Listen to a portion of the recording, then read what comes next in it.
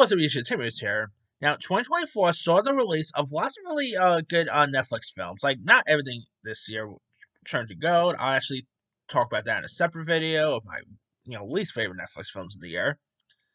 But there's actually been some really solid stuff. Probably more better than bad in my opinion. So here are my official top 10 favorite Netflix movies of 2024. Alright, number 10 is The Shadow Strays.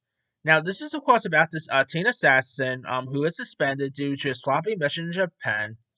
And, of course, she meets this child who loses his mother and sets out to rescue him. And the actress who plays the lead, Aurora Rivera, I think her name is, she was really terrific in this. Of course, some of the other cast members was great. Definitely has a little bit of like a raid vibe to it. It's really entertaining. The action is pretty solid. This really is like a throwback to, stuff like The Raid and all. And the visuals is pretty good. I mean, I'll be down to see a sequel if they ever make one. Alright. Number 9 is Spaceman. Starring Adam Sandler, who, of course, goes, pretty much as an astronaut, who, is helped, by an ancient creature, and he discovers on the bow of his ship. And it's a very different Adam Sandler movie. Like, it really showcased how great he could be outside of comedy, which I love, Sandler comedy, so don't get me wrong. But when he does drama, he knows how to pull it off. Like, I don't think it's as good a performance as, let's say, Uncut Gems, Hustlers, or anything like that. But he was still pretty solid in this. And, of course, Paul Dano was great in this. It's a really interesting film. Like, a little slow, I admit, but still pretty good, to say the least. Alright.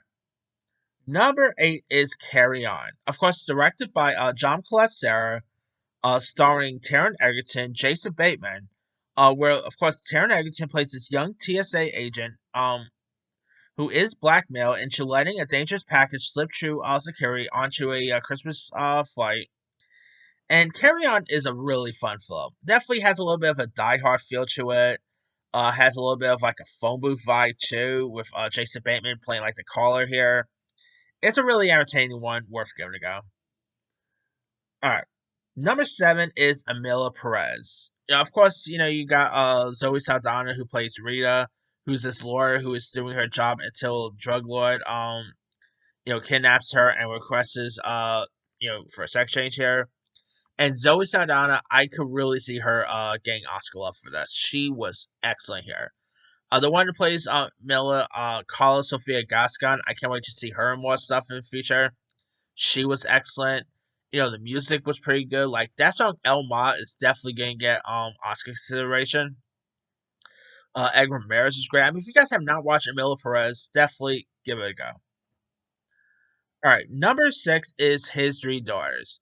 Of course, His Three Daughters, it's about like these three estranged sisters who move into a New York apartment to care for their ailing father. And J.O. Sanders, who plays the father, I feel like he's not really getting much Oscar buzz for this. And his little monologue towards the end definitely deserves an Oscar consideration because he was excellent in that part. Of course, Carrie Coon was great. Uh, who else was great in this? Oh yeah, you also had Elizabeth Olsen, Natasha Lyonne. It's a really decent little film about trying to help out a parent and all, and it's really well worth a go. All right, number 5 is Will and Harper. Of course, this is a documentary, which I'm probably pretty sure is going to get some Oscar consideration for the documentary category. But of course, Will and Harper has Will Ferrell, who goes on a road trip with his former SNL writer for the first time since she transitioned. And Will and Harper is a really excellent one. Will Ferrell did a pretty great job here. I really quite like Harper Steele's story and all. Uh, of course, the song that Kristen Wiig sings in this definitely gonna get some Oscar consideration. I mean, if you guys haven't watched it, definitely give it a go. Number 4 is Women of the Hour. Of course, this is about the dating show killer, and of course you have Anne Hathaway here. And did I say Anne Hathaway? I meant Anna Kendrick. My bad. And Anna Kendrick was really solid in this. Of course, she made her directorial debut with this. such a good directorial debut, to be exact. She did a really great job with this. The one who plays Ronnie Alcott, Daniel Zavato, was excellent in this film. The performance by the other cast was really great.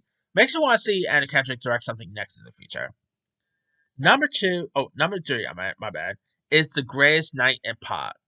Of course, this is a documentary about one of the greatest songs of all time, We Are the World, and it's an excellent one. This is, of course, one of my favorite documentaries of the whole year.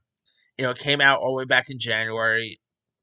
Obviously, you had interviews by the likes of Lionel Richie, Cyndi Lauper, a lot of people, obviously Bruce Springsteen and all. It really showcased on how this thing came to be, and after seeing this, I really want to see a narrative of it, like either a miniseries, film, or something. I think that would be pretty cool to watch. But anyway, all right. Number two is Beverly Hills Cop Axel F. Of course, having Eddie Murphy coming back as Axel Foley, and this is obviously the best Beverly Hills Cop film since the original. It is entertaining. Eddie Murphy once again really shows he still has it. Of course, obviously Joseph Gordon-Levitt coming back was pretty good. It was loads of entertaining, loads of fun.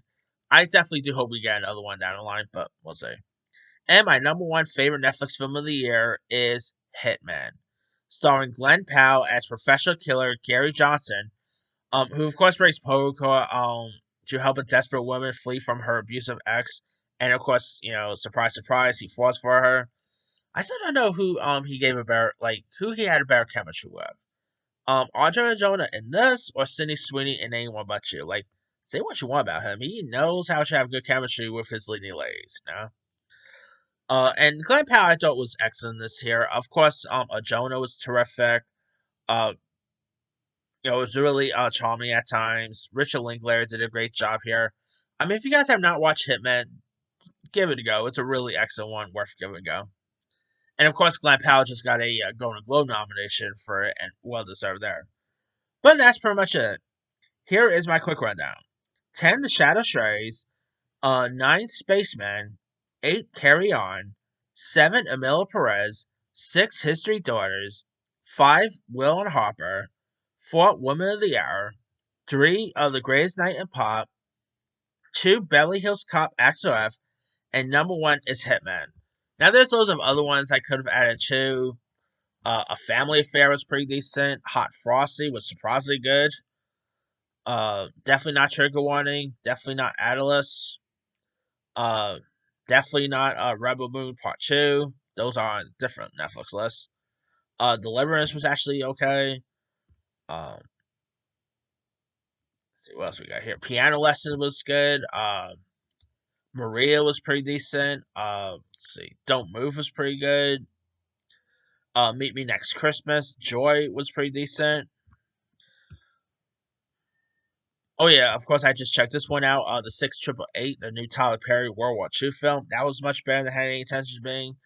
I mean, Netflix could be a hit and miss sometimes, but they've done some pretty good stuff this year. So let me let you guys. What are some of your favorite Netflix films of 2024?